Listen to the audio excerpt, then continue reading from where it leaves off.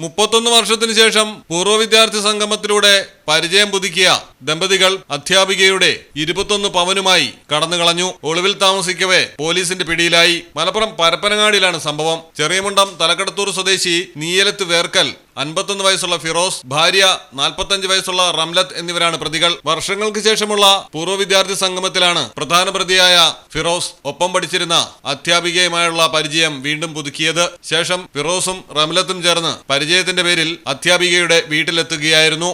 തുടർന്ന് ബന്ധം സജീവമായതോടെ സ്വർണവുമായി ബന്ധപ്പെട്ടുള്ള ബിസിനസ് തുടങ്ങുന്ന കാര്യം അധ്യാപികയെ അറിയിക്കുകയും പണം ആവശ്യപ്പെടുകയും ചെയ്തു.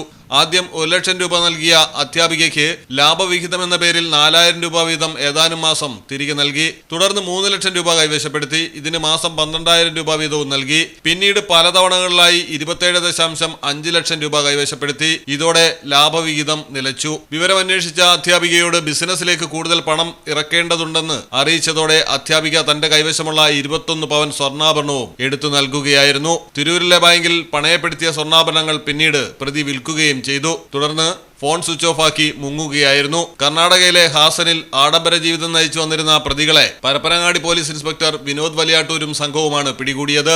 മലയാളം ടെലിവിഷൻ, മലപ്പുറം.